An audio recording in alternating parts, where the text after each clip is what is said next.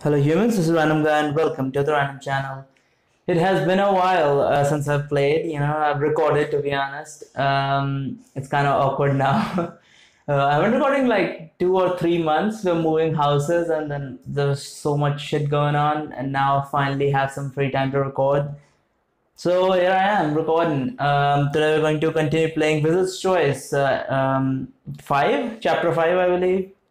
I mean, it says 5, so I'm going to assume that's chapter 5 it's talking about. Last time, as far as I can remember, was we were running from some assassins and we couldn't defeat them, so we were running and we got into these caves under the ground. And then there was elves or something that was chasing us, and now we're under the ground, and now we came across like a huge a collection of goblins, and then we scared them using illusion and whatnot. So now here they are calling Narissa a small dragon. So here we are, and now we're gonna continue from here. There are shouts of all kinds from the goblins. They're calling Narissa the small dragon. You take the necklace off the corpse of the chief. Corpse, oh yeah, of the chief. You slice off the chief's ear with your dagger and add his ear to the collection of other ears on the necklace. Walk over to Narissa, put it around her neck. Narissa makes a disgusted face but does not remove it. You are welcome. You grin at her. It takes some time before you are able to calm the goblins down enough to shout over the din. Baby Dragon and I are your new masters. You will do what we say when we say it, or you lunge and grab a goblin who shrieks and tries to run, but you lift him into the air and bite into his neck. The goblins back away, bowing as you drop the little goblin corpse onto the ground. Now then, hold these beasts back, or I shall snap their feeble necks. What? Now then, hold these beasts back? You command, pointing at the wolves on chains being held back by a clot of goblins. Right. Now then, you continue. There are elves coming. Can you not smell their stench? They are here to slaughter you. You say. Some goblins begin sniffing the air. We will be ready for them. You point to Narissa, and soon Baby Dragon will have many pointed elf ears to wear around her gorgeous neck. The goblins cheer. Even Thantos expresses his pleasure with this plan.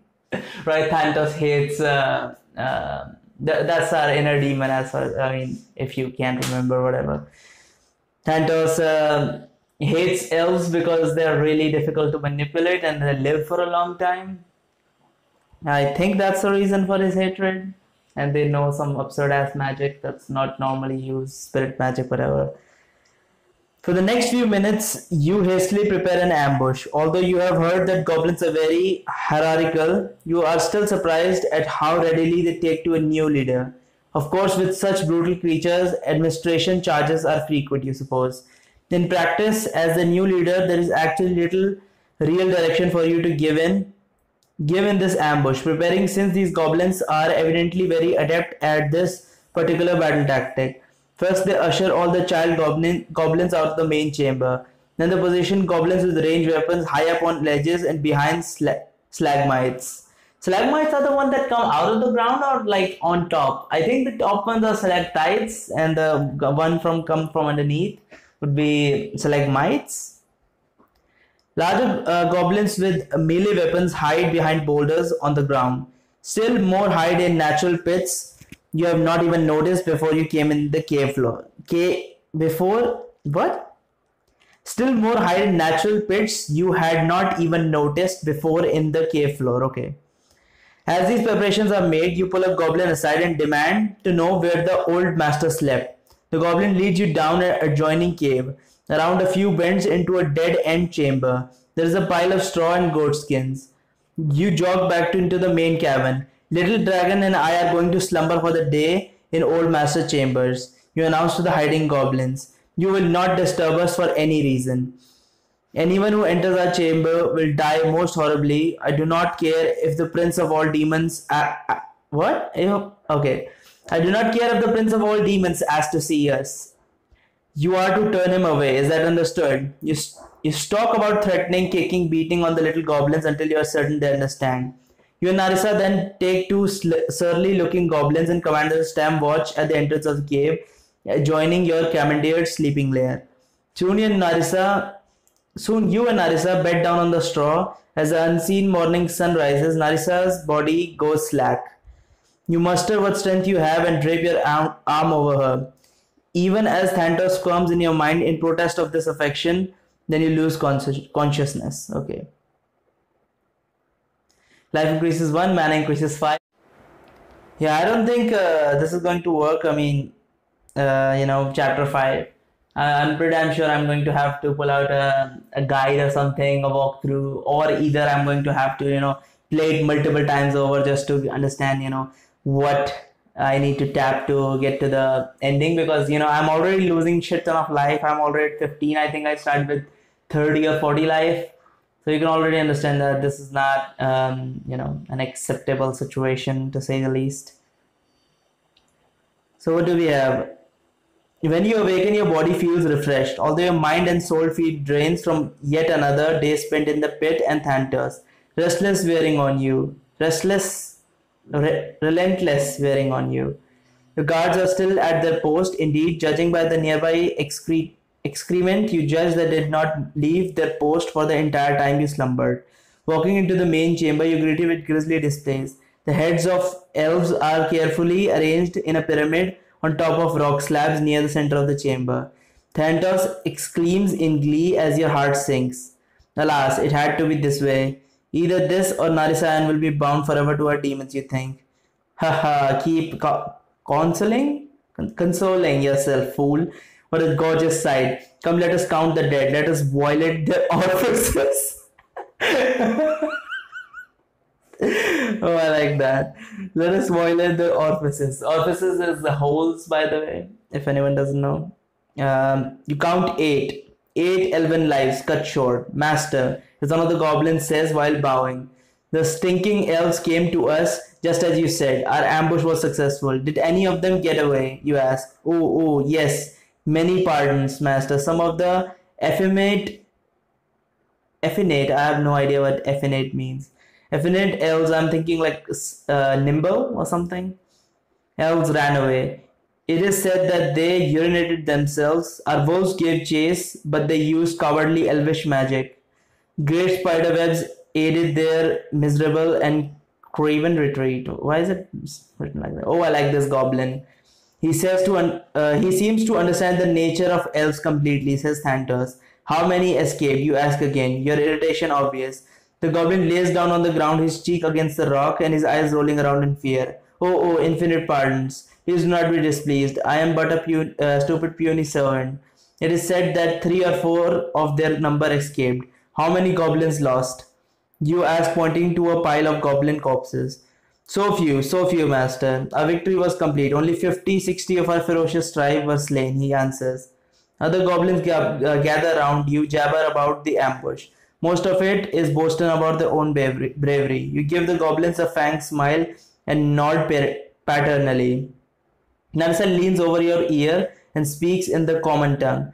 The elves will be back in greater number, and they'll be ready this time. Indeed, the goblins have lost perhaps a third of their force. I see only 2 wolves left. You point to a scorched mark on the walls and floor. The elves use combat spells. Worse, they likely have invisibility and illusion at their disposal. Yes, we should leave. But first, we need breakfast, says Thanatos. Let us drain a few. I recommend we ask who among them was the most cowardly in battle. Those laggards will provide our meal and an example to the rest. Can I boost? I mean, I can. Let's get some life. Nope. Let's get some life. Okay. Yeah, feed on the goblins. Drain the laggard of the ambush, eh? That sounds like proper goblin justice, you think? You suppose that Thanatos knows more about tyrannical goblin leadership than anyone else who can think of, and besides, you're hungry. The goblins quickly get the hang of voting for who among them is the weakest link, despite the fact that something like voting must be an alien concept to them. It would appear that democracy can be quickly grasped even by a goblin, or particularly by one, if it furthers their own end. For example, you suspect the goblin who received the most votes for cowardice had been brave enough, but had made the mistake of claiming too many of the dead elves' belongings. Oh well, breakfast is breakfast. One of the goblins with the most votes makes a run for it, but Narissa catches that one without much effort. You end up training four goblins, two for you and two for Narissa, as the other goblins cheer you on. The feeble dark souls are not nearly as nourishing as human or an elf, but it's more than you usually get this early in the night. You don't think you can drink anymore anyway. With chin stained green with goblin blood is green in this. Most shows I have seen, I think goblin blood is like purple and like slightly coagulated, so it's like thicker than human blood and it's like purple in color. With a chin stained green with goblin blood, you consider your goblin horde or what's left of it and decide it's time to get out of here. Show me the closest way to the surface. You point to one of the goblins. Goblin is visibly trembling as he leads you and Narissa through several cave shafts up to cool fresh air. Do you suppose the elves have gathered reinforcements yet? Narissa asks. You scan the night sky. The eagles are swift and they had most of the day to muster their forces. Still, I wonder how many eagle riders there are in this region. If they had to call more of their kind all the way from Queen Fioba's forest, it will arrive in a night or two before they arrive. It will be another night or two before they arrive. That is, if they are able to use a spell to call for aid. If not, if they had to send a messenger all the way home, then we will have twice the time. In any case, we have a small goblin army now. Perhaps we can use them as an escort to the dragon's forest. Such a tactic, asked Narissa. Such a tactic will catch the notice of any elves left. Not exactly stealthy. Remember, the elves are hunting vampires, not goblins. I would expect them to single us out, you ask. Nevertheless, the goblins can fill the air with their arrows, says Narissa. I'm not so sure how secure our leadership is. We might expect abandonment and worst and downright betrayal. At best, we might expect abandonment at best and downright betrayal at first, you say. You could send the goblins in another direction, use them as decoys. Yes, but perhaps it would be best to not raise the attention of elves at all. We would stop wasting time and simply drain this one and leave the others behind to slip through this wilderness as quietly as possible, you say. You point to your lone goblin guide. You seem he cannot understand you, Narissa, as you converse in the common tongue. Nevertheless, he is doing his best impression of a rock against the cave wall. Okay, so I can muster a goblin escort. That's the worst idea. I personally think. I mean, you would think that that's a good idea, but that's a bad idea. I mean, I don't think goblins would have, the infidelity and the loyalty required for such an event. And I'm guessing they don't exactly, have the best ranks among them. So I don't think escort would be a good idea, and it would be too big. Leave the goblins behind. That's the best, course of action in my personal opinion. Because I think we should just move on from the goblins. I don't think that's a good idea. And we could send the goblins in one direction, but they would know. I would instantly know. Like, I'm not hunting goblins, right? If I'm hunting vampire and I see just a bunch of goblins going in one direction, and I knew goblins attacked, my fellows last night or like 2 days ago, then I would know that, since the vampires are not amongst them, they must have gone the opposite direction. So let's just leave the goblin behind. I think it'd be best we rely on stealth alone. Come, let's not waste any more of the night. We shall reach the dragon's forest before dawn. You say as you step towards the exit. Aren't you forgetting something? Narissa asks, nodding towards your goblin guide. You smile as the two of you share the goblin. You and Narissa hike as quickly as you can, even risking some occasional short flights low skimming the trees. About halfway through the night, you can see the dragon's forest off in the distance. About an hour later, Narissa spots the rider coming. If it were not for her insistence that you stop every hour for her to flap up into on what? If it were not for her insistence that you stop every hour for her to flap up into a tree to have a look around, she would not have noticed them. 7 riders flying low straight at you. They will not enter Skivalak's forest uninvited. Even Queen Fenova proud elves fear the dragon. But we must get there first. We must fly, Narissa says. Narissa sweeps down, snatches you off the air. Once airborne, you crane your neck back and see the riders for yourselves. How did they find us? Perhaps when we cross that field? It does not matter now.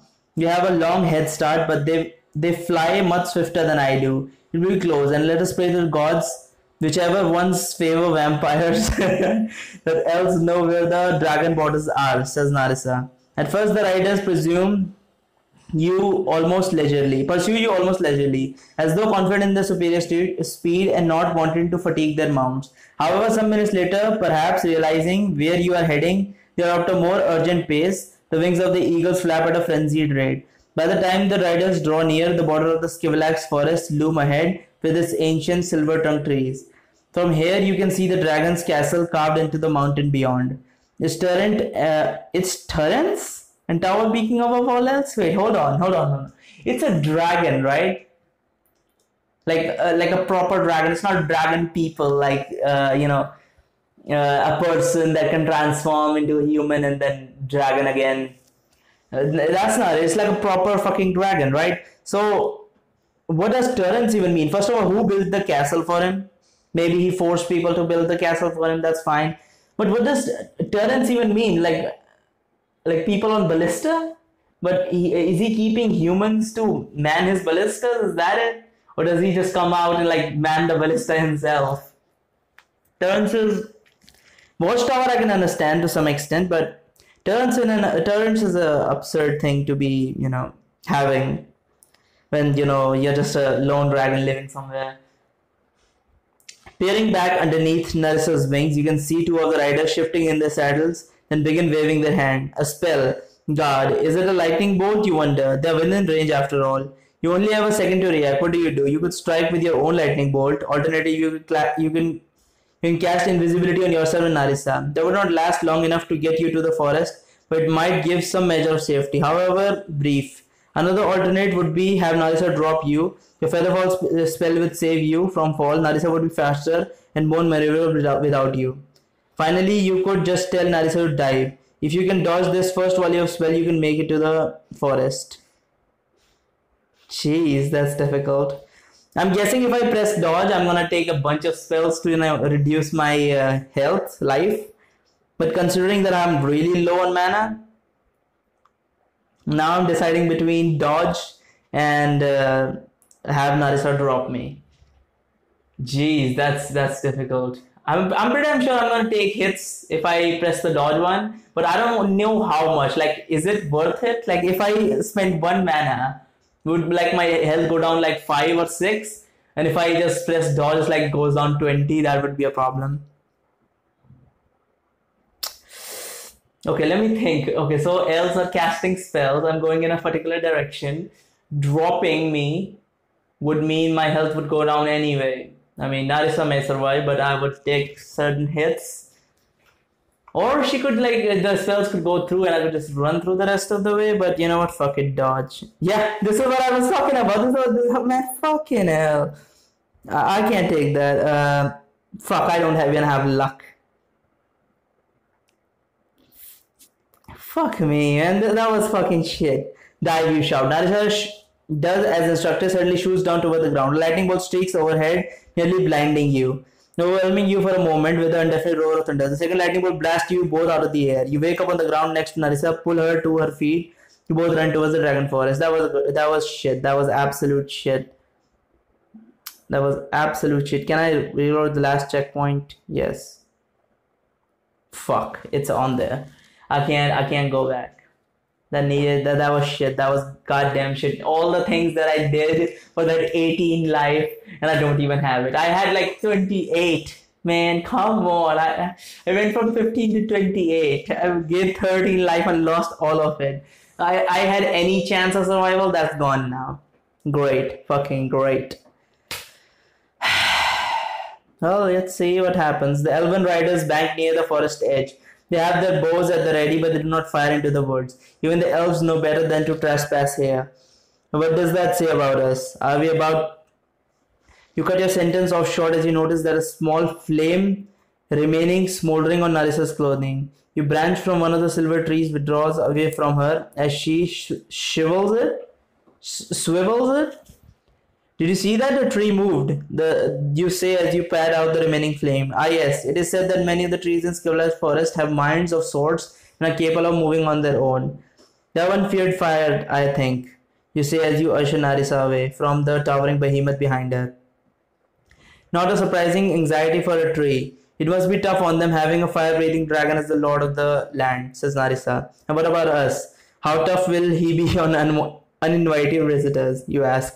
Well, I'm a virgin, so I expect he will keep me around for a while. You, he will just kill. Narissa chuckles grimly. Do not joke about such things, you say. Fee, fee, fo, fum, I smell the blood of human, comes a voice. Startled, you look over and see a man walking slowly, but purposely towards you. God, who is that? Is he casting a spell? Narissa whispers. The man gives a brief chuckle. Not a spell, my dear, but a nursery rhyme. I heard somewhere about a giant and a boy. But you're not a boy, not even human. I'm no giant. And I am no giant. Gods. How did he hear? You whisper, then stop. You look behind and see that the elves are no longer circling about. Rather, you can see the tail feathers of their mounts as they feverishly beat their wings as though chased by a dragon. You wonder.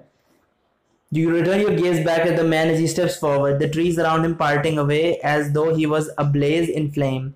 You wear a frozen smirk, but his eyes smolder, and you think you catch a flicker of fire within them.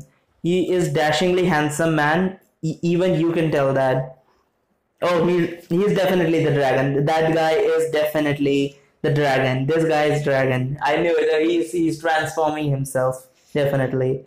Even you can tell that. Silky black hair cascades over broad shoulders. His face looks like it's chiseled out of marble. He wears a light ring mail shirt under the crimson tunic. He's covered in thick bracelets, rings, chains around his neck. His shadow is longer than it should be in the moonlight. You think you notice it move, as though it were alive.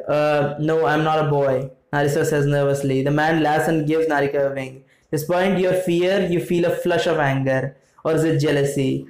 I'm Svelak, steward of these lands. You presume this introduction is aimed at you both, although he's looking at Narissa. As I thought, the dragon, you think. He takes a human form for some reason. To better seduce your stupid little stupid. I should think, laughs Santos in your mind. You, Narissa, introduce yourself. Well met. What are you doing here, that is, besides frightening my trees? My lord, you say, bowing. We are fleeing the elven riders. They mean us harm. Yes.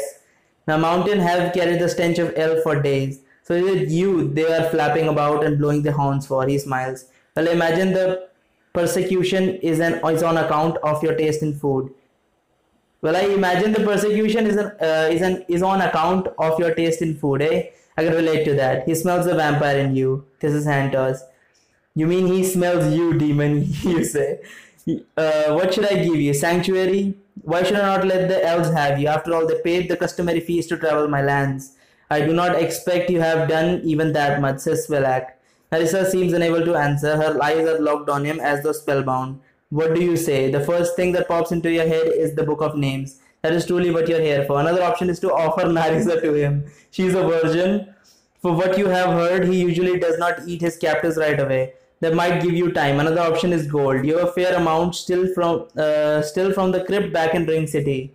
Finally, you can pledge your service to him, although this might be an oath you will have to break if you are to enter his treasure hoard for the book of names. Man, wow. So opening our hands or asking, giving him gold. I don't think dragon has much use for gold. I don't even know what the fucking elves offer him. Like, he says feast, but what is the feast? Do they give him gold? Or do they... I mean, he's not a bird, that he would just like go after anything shiny. Oof. I'm definitely not, offering Narissa. That's a shitty choice. Of service, no. I'm just gonna ask for the book of name. That's gonna kill me immediately, by the way.